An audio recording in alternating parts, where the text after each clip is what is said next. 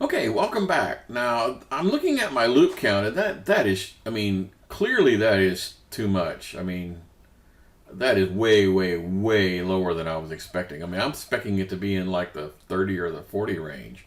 So I got something wrong here. So let's go look at my guy. Remember where I said loop count equals? Well, I really, since I'm now doing it multiple times, I'm going to have to do loop count plus, like that.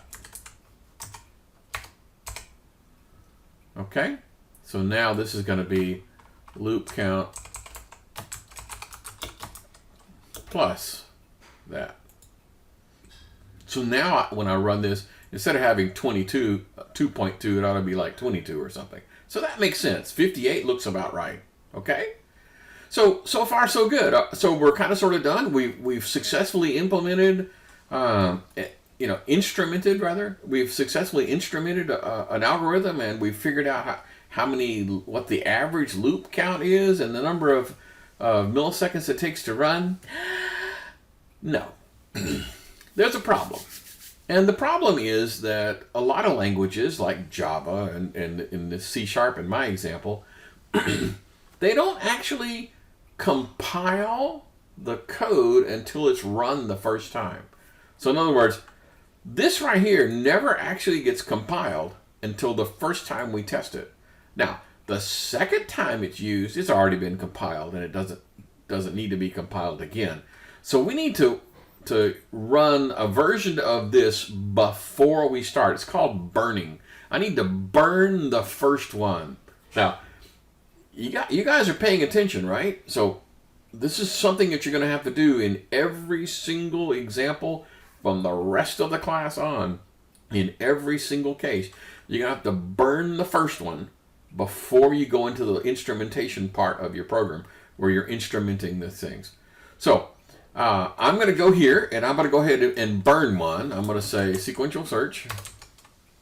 And it doesn't really matter what it is I'm doing. I'm on hunt for -1. It's not going to find it. That's not really the point here. And then in. But did that mess up my loop? My loop count? Yeah, doggone it. So I have to go zero out my loop count. Okay, so this is burning one of them. Burn the first run. All right, do you understand? Or how about this? Even if you don't understand, do it anyway. Okay, so this is going to make it so that the loop count is, well, not the loop count. The execution times are probably going to be a lot smaller. Yeah, a lot smaller, like 1,000 times smaller. It took 1,000 times more than what the normal execution time would be just to compile this guy, and I do not want to know how long it takes to compile. That's not the purpose for instrumenting this thing. The purpose for instrumenting this thing is to find out how efficient this is. Now, let's stop and recoup. All right. I want to instrument a particular method, and this particular method is called sequential search. Starts on line 55. Because I'm instrumenting it, I do not want to display anything inside that loop, inside the method. No console, no system.outs, no talking to the outside world, because that would distort my my instrumentation. I also want the instrumentation itself to be in as unobtrusive as possible.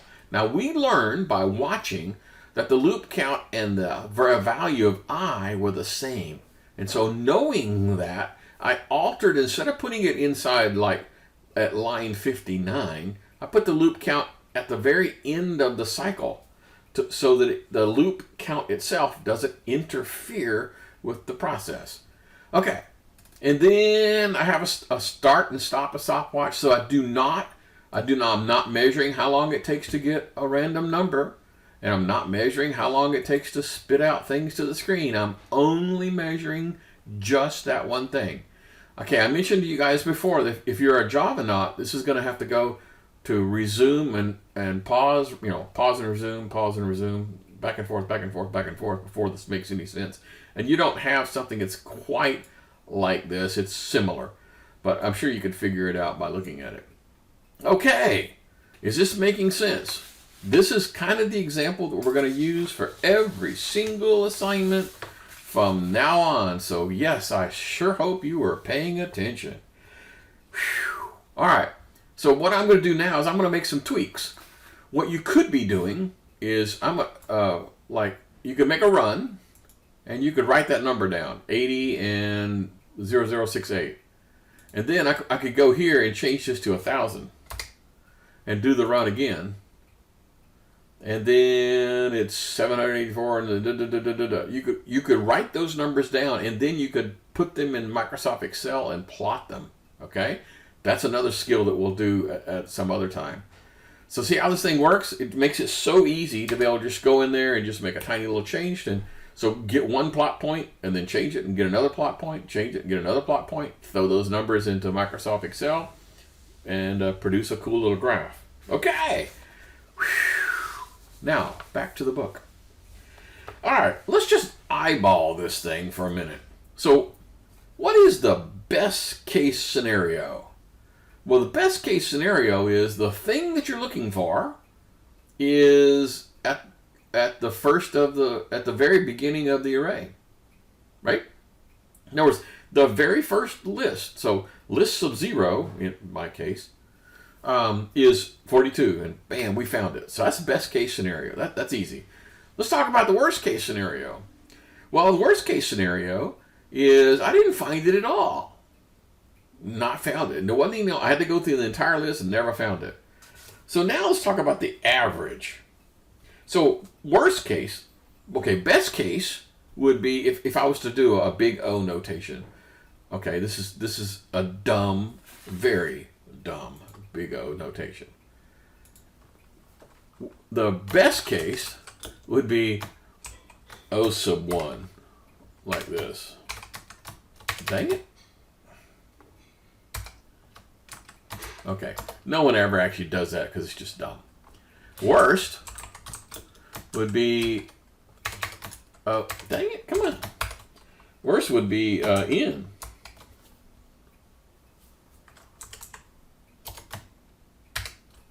Okay, now I could say N plus 1, but particularly when we get to big O notation, you don't actually throw in like 1s and 2s and things like that. That's pretty dumb. So the average is going to be a little complicated because I mentioned to you before, you have to know a little bit about what you're doing.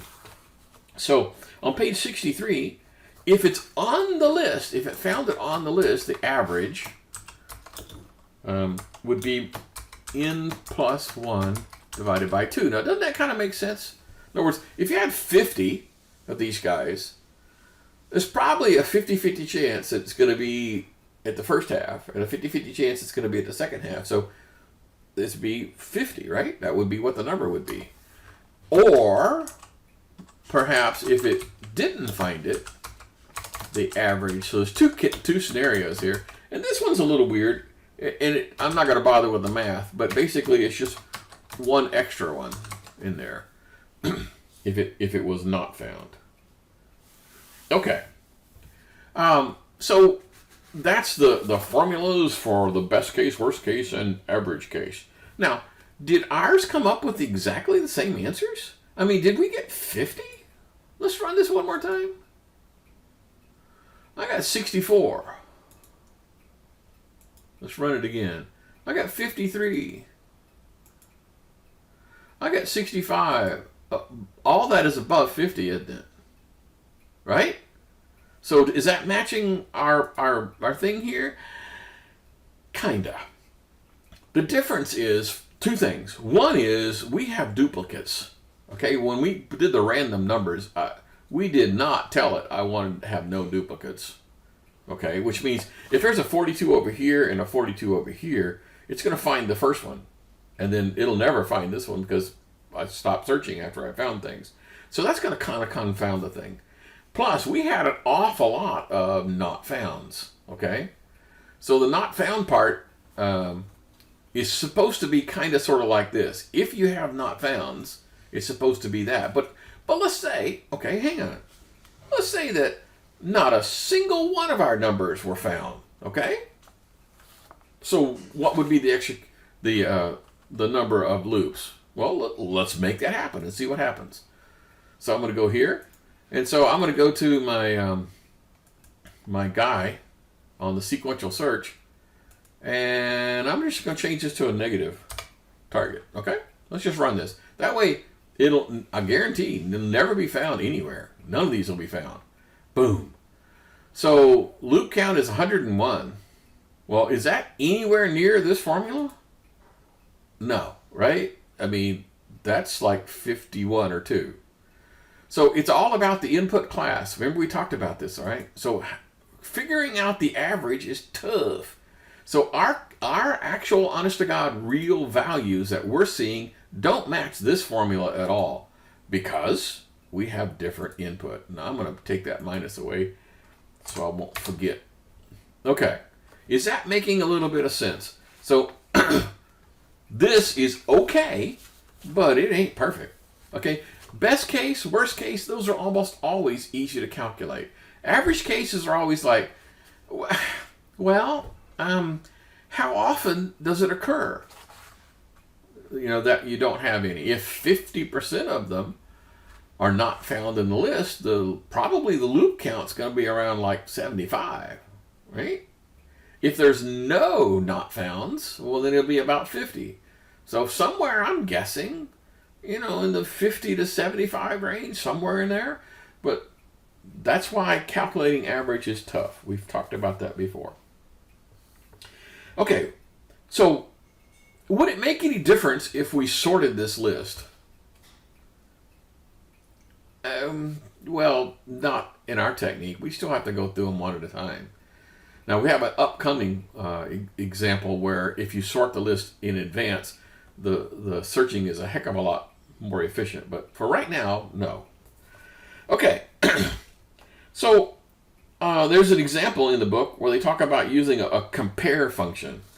And so in some languages, if you do a compare, oh, well, doggone it. I mean, I'm just going to do one down here someplace. Okay.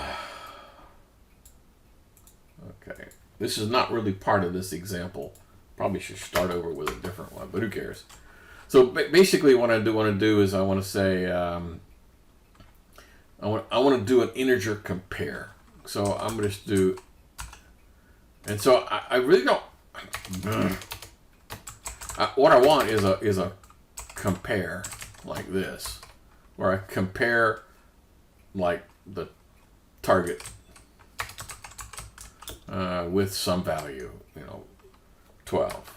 Okay, so compare is a method that we don't necessarily have. Now there is one in C#, but maybe it might make sense for us just to build a compare method. Okay. So that's what we're going to do now. I'm just going to go down here and build me something that does compare.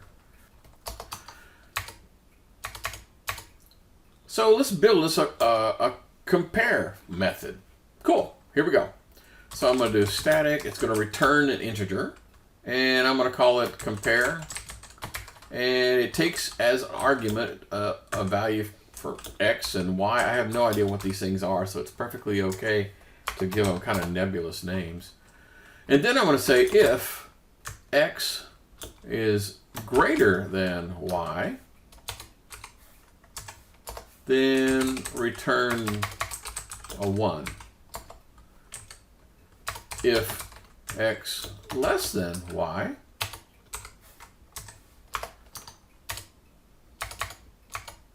then return a -1. And then otherwise just return a 0. That means they would be the same. Okay, we're at the 15-minute mark.